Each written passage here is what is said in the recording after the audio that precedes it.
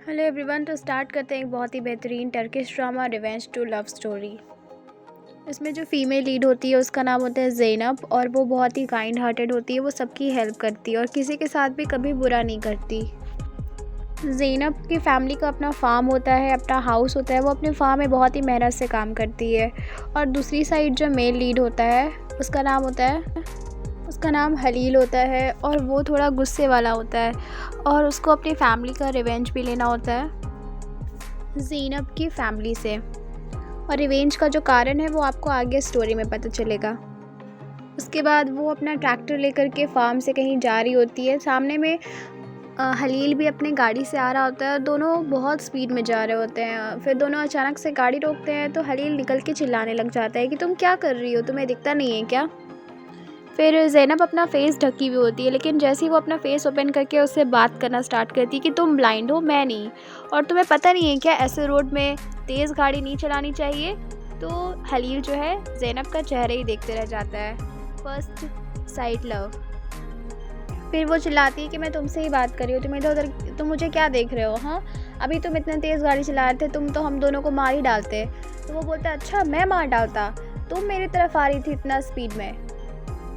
उसके बाद दोनों की और भी बहस होती है। फिर दोनों अपने अपने गाड़ी में बैठकर अपने अपने रास्ते के लिए निकल जाते हैं। ज़ैनब के फार्म में कुछ इन्फेक्शन फैल जाता है तो उसको एक आदमी सलाह देता है कि देखो तुम डिसइंफेक्शन करवा लो। तो वो बोलती है तुम्हें पता है ना इसका मतलब पॉइज़न करना होता है अपने क्रॉप को, मैं ऐसा नहीं करवा सकती। और दूसरे साइड हलील भी सोच रहा होता है कहीं जा करके ज़ैनब के बारे में ही। वो खड़ा हुआ होता है और उसका दोस्त आता है वहाँ पर। यहाँ पर दोनों दोस्त बात कर रहे होते हैं घर खरीदने का और लैंड खरीदने का। वो घर होता है वो ज़ैनब का। ये लोग वो घर चाहते हैं लेना क्योंकि ये हलील के एक रिवेंज का पार्ट होता है। उसके बाद वो बोलता है अपने आदमी को कि मुझे वो घर ख़रीदना ही ख़रीदना है। फिर उसको अपना पास्ट याद आता है जब उसके पापा को पुलिस पकड़ के लेके जा रही थी क्योंकि उसने वो इस इल्ज़ाम में कि उन्होंने कुछ चोरी किया है, जबकि वो बोल रहे थे कि मैंने कुछ चोरी नहीं किया है, मैं इनोसेंट हूँ। फिर भी पुलिस उनकी बात नहीं मान रही थी। इसकी मम्मी, हलील की मम्मी और हलील भी बहुत रो रहे थे और बहुत ही बोल रहे थे पुलिस को कि प्लीज़ छोड़ दीजिए, लेकिन पुलिस ने उस वक्त उन लोगों की बात नहीं मानी। उसके बाद वो अपने पास से बाहर आकर के बोलता है कि उन लोगों ने हमें पूरा बिखरा दिया। और इसमें उन लोग ज़ैनब के फैमिली लोग को वो बोलता है। ज़ैनब के पापा का नाम होता है उमर और अब उसकी फैमिली का सीन दिखा रहा होता है जब उसकी मम्मी जा कर के अपने सर्वेंट लोग को डांट रही होती है क्योंकि वो लोग कुछ गलत खाना बना दी थी। तभी उसका जब वो हटती है तो उनके सर्वेंट लोग उसकी बुराई करते हैं पीछे में कि इसको तो अमीर हस्बैंड मिल गया है तो ये इतना कर रही है और अब अपनी बेटी के लिए भी अमीर ही हस्बैंड ढूंढेगी। तभी हम लोग देखते हैं कि ज़ैनब की जो दादी होती है वो छत पर खड़ी होती है और बहुत ही किनारे खड़ी होती है और वो रो रही होती है कि मेरा बेटा मेरे हाथ से छूट गया और इस छत से गिर गया नीचे। वो यहाँ पर उमर की बात कर रही होती है, ज़ैनब के पापा की बात। फिर वो छत के इतना किनारे आ जाती है कि कूदने लग जाती है, लेकिन सब उनको मना करते हैं, सब उनको हटाने की कोशिश करते हैं, लेकिन वो किसी की बात नहीं सुनती। तो उसकी बहन, ज़ैनब की बहन जल्दी से ज़ैनब को कॉल लगाती है। फिर वह ज़ैनब जल्दी से आती है, अपनी दादी से पूछती है कि दादी आप इतने सैड क्यों हो और बताइए क्या हुआ, आप यहाँ रो क्यों रहे हैं। तो वो बताती है कि सब बिखर गया, सब बिखर गया। वो एक्चुअली उसके उम्र के एक रोज़री की बात कर रही होती है जो कि उसके हाथ से गिर करके पूरा बिखर गया होता है। तो ज़ैनब उनको बोलती है कि आप फ़िक्र मत करिए, आप फ़िक्र मत करिए, मैं आपको नया ला दूँगी एकदम सेम टू सेम। उसके बाद वो अपनी दादी को वहाँ पर से हटा लेती है और वो लोग सोफ़ा पे बैठ के बात कर रहे होते हैं। उसकी दादी बहुत रो रही होती है और बोलती है कि तुम मेरे लिए ले आओगी ना ऐसा दूसरा। तो ज़ैनब बोलती है हाँ मैं ले आऊँगी। फिर उसकी दादी पूछती है कहीं उमर मुझसे गुस्सा तो नहीं होगा ना। तो ज़ैनब उनको बताती है कि नहीं, वो आपसे गुस्सा नहीं होंगे, आप बिल्कुल टेंशन मत लीजिए।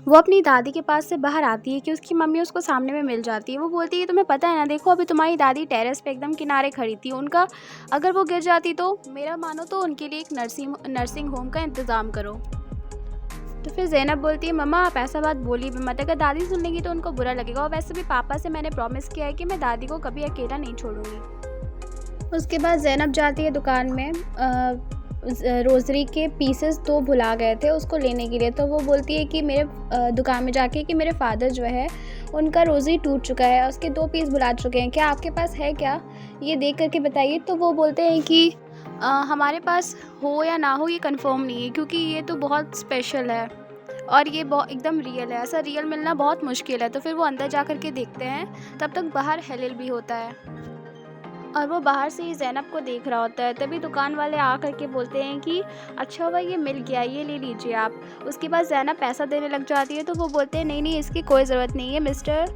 उमर जो थे वो हमारे लिए बहुत स्पेशल इंसान है। फिर वो थैंक यू बोल कर के वहाँ से जा रही होती है। तभी वो अपने बैग को गाड़ी के अंदर रखने वाली होती है, तो वो गिर जाता है और ज़ैनब को पता नहीं चलता है। वो वहाँ से चली जाती है और ये सब हलील देख रहा होता है। उसके बाद हलील भी अपनी गाड़ी लेकर के उसके पीछे पीछे जा रहा होता है उसको बैग देने के लिए। तभी वो देखता है कि एक गाड़ी अचानक से बीच में आ जाती है और वो ज़ैनब को परेशान करने लग जाती है। वो ज़ैनब आगे रहती है, वो उसको बहुत परेशान करता है और जहाँ जहाँ ज़ैनब जा रही होती है उसके पीछे पीछे जा रहा होता है वो गाड़ी वाइट कलर का। फिर ज़ैनब बहुत स्पीड बढ़ा देती है उससे बचने के लिए और उसका बैलेंस बिगड़ जाता है और वो गिर जाती है। उसके बाद जल्दी से हलील जाता है, ज़ैनब को उठाता है, उसको सर पे चोट लगी होती है और वो बोलता है मैं बस तुम्हारी हेल्प करना चाह रहा हूँ, और वो उसको बोलती है दूर हटो, समझे। उसके बाद वो खड़ी होती है लेकिन चल नहीं पा रही होती है, तो हलील उसका हेल्प करता है, उसको पकड़ता है और गाड़ी में बैठा देता है और बोलता है कि देखो तुम ऐसे जा नहीं पाओगी अपने घर, तुम्हें चोट आई है। फिर उसको गाड़ी पे बैठती है वो, तो उसको उसका पाउच भी दे देता है जो उस वक्त गिर गया था और फिर वो थैंक यू बोलती है।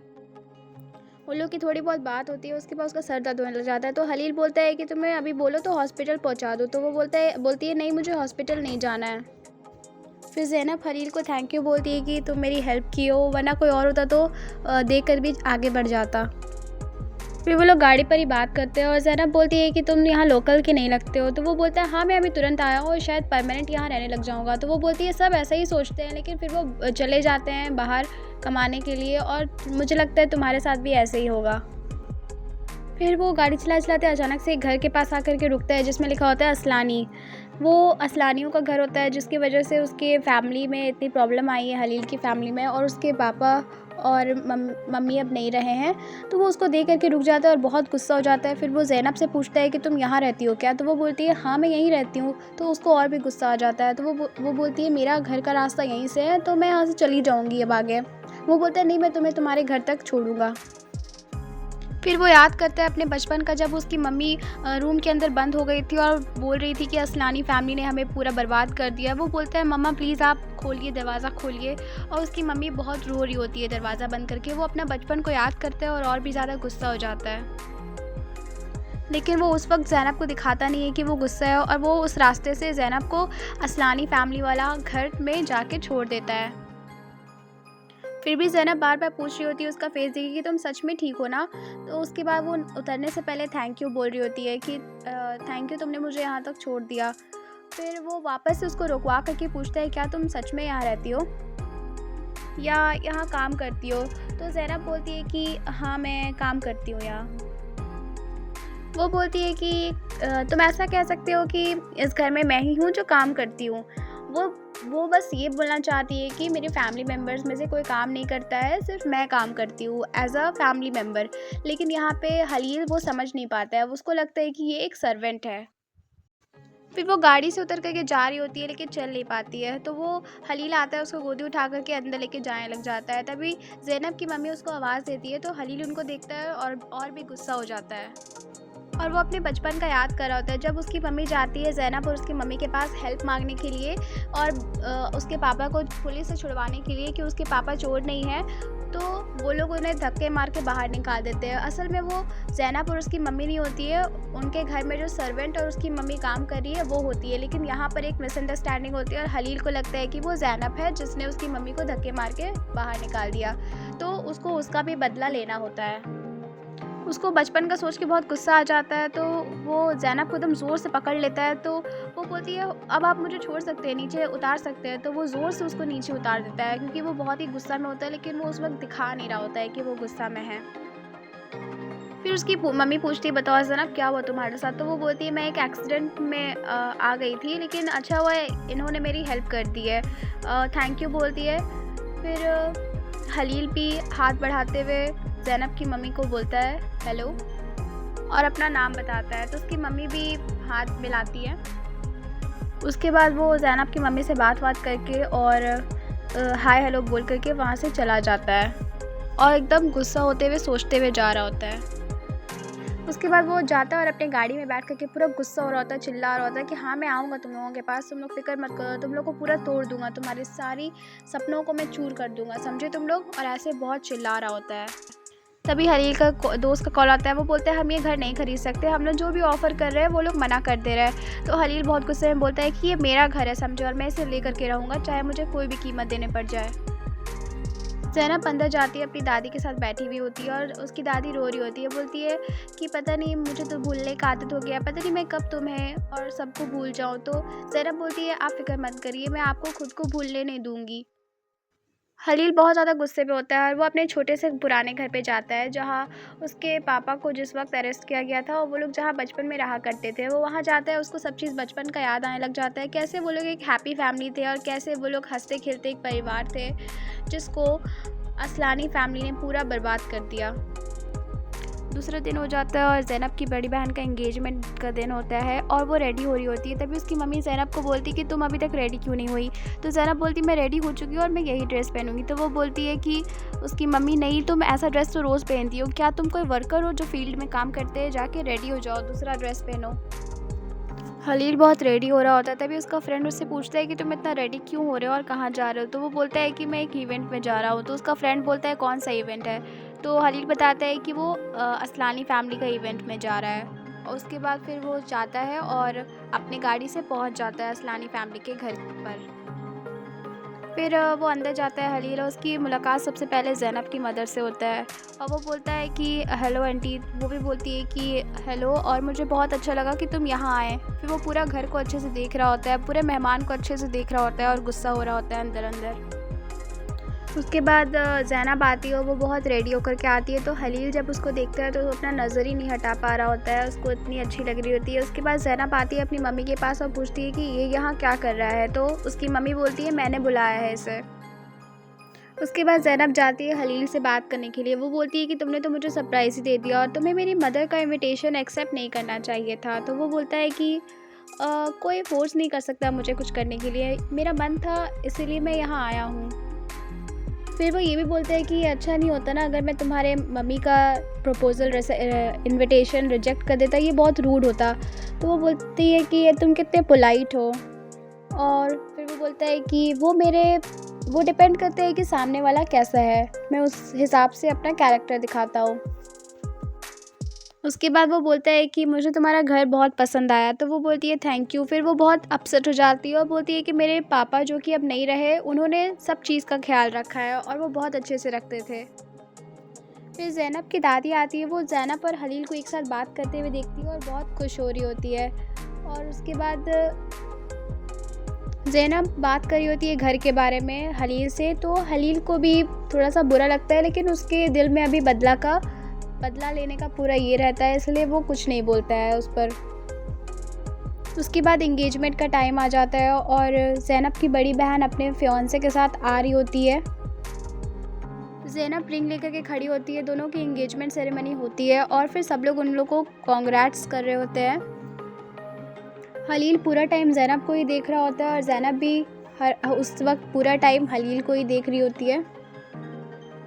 उसके बाद फिर ज़ैनब अपनी दादी के साथ होती है और वो ज़ैनब और हलील को देख देख के बहुत मुस्कुरा रही होती है। तो ज़ैनब बोलती है चलिए ग्रैंड मदर, आप बहुत थक चुकी है, मैं आपको आपके रूम तक ले जाती हूँ। तो फिर वो बोलती है कि ये जो गेस्ट है सामने खड़ा हुआ, उसका तुम अच्छे से ख्याल रखना, ठीक है? तो वो बोलती है मैंने इनवाइट नहीं किया है, मेरी मम्मी ने इनवाइट किया है ना। तो वो बोलती है कि उसकी दादी लेकिन तुम ख्याल रख दोगी तो क्या हो जाएगा। उसके बाद ज़ैनब की मम्मी आती है और हलील से बात करती है ज़ैनब के बारे में और उसकी दादी के बारे में, कि ज़ैनब को उसकी दादी से बहुत ज़्यादा प्यार है और मैं ये प्राउड के साथ कह सकती हूँ कि ज़ैनब मेरी बेटी है। और उसके बाद फिर वो वहाँ से चली जाती है, उन लोगों की बात ख़त्म हो जाती है।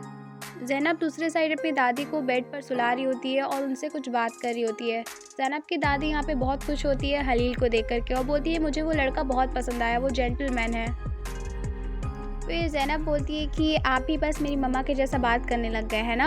और फिर वो भी मुस्कुरा रही होती है क्योंकि उसको भी अंदर अंदर तो वो पसंद होता ही है। उसके बाद वो बोलती है दादी आप अच्छे से सोइएगा, मैं जा रही हूँ।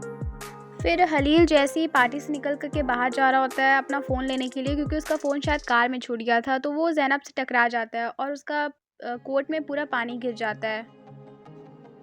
और फिर वो ज़ैनब को घूर-घूर करके देखने लग जाता है। वो सॉरी बोलती है मेरी गलती थी, मेरे वजह से हो गया, आई एम सो सॉरी। फिर वो बोलती है प्लीज़ अपना जैकेट निकाल लीजिए ताकि आपकी शर्ट ना भीगे, और फिर वो जल्दी से उसकी हेल्प करती है और हलील देख रहा होता है। हलील यहाँ पे थोड़ा-सा मज़ाक करते हुए बोलता है मुझे लगता है तुम्हें हर तरफ से बैन कर देना चाहिए, जहाँ पर भी ट्रैफ़िक है। तुम तो गाड़ी चलाते हुए बस डेंजर में नहीं रहती हो, तुम तो चलते वक़्त भी डेंजर में रहती हो। उसके बाद ज़ैनब की बड़ी सिस्टर और उसका फियांसे जा ही रहे होते हैं डांस करने के लिए, और वो लोग भी चले जाते हैं। और फिर हलील भी चला जाता है ज़ैनब के पास और उसके साथ डांस करना स्टार्ट कर देता है। उसके बाद ज़ैनब और हलील डांस करते हैं। जैसे ही वो लोग का डांस ख़त्म होता है तो कुछ ऑफिसर्स आते हैं और वो लोग बोलते हैं असलानी फैमिली हमारे पास कुछ रिटर्न नोटिस है आप लोगों के लिए। फिर ऑफिसर्स लोग बोलते हैं कि आप लोगों को ये घर खाली करना पड़ेगा, तो असलानी फैमिली पूरा चौंक जाती है। उसके बाद ऑफिसर बताते हैं कि ये प्रॉपर्टी के जो असली हकदार है, असली मालिक है, वो आ चुके हैं और ये प्रॉपर्टी अब लेना चाहते हैं। उमर असलानी ने किसी से कर्ज़ा लिया था और वो कर्ज़ा चुका नहीं पाए, तो इसीलिए ये प्रॉपर्टी अब उनके रियल ओनर को जानी चाहिए, और ये घर जो है उसका भी एक न्यू ओनर आ चुका है अब। उसके बाद ज़ैनब चिल्लाने लग जाती है, बोलती है कि कौन से डेब्ट की बात कर रहे हैं आप लोग, और आप लोगों को यहाँ भेजा किसने बताइए। और फिर वो चिल्लाने लग जाती है तो पीछे से बोलता है हलील कि मैं हूँ वो जिन्होंने इन ऑफिसर्स को भेजा है यहाँ। फिर वो ज़ैनब के पास आता है और बोलता है तुम्हारे पास सिर्फ एक दिन का टाइम है, समझी, यहाँ से खाली करो मिस ज़ैनब। और फिर सब लोग चौंक जाते हैं, ज़ैनब की आंख में भी आंसू आ जाता है और ज़ैनब की मम्मी भी बहुत चौंक जाती है, उनको भी अंदर से ख़राब लगने लग जाता है। और फिर वो बोलता है कि मेरे हाउस से, मेरे घर से अपना सारा सामान निकाल लेना। तो ज़ैनब एकदम रोने वाला मूड में आ जाती है और फिर उसी वक्त ये एपिसोड एंड हो जाता है। Thanks for watching.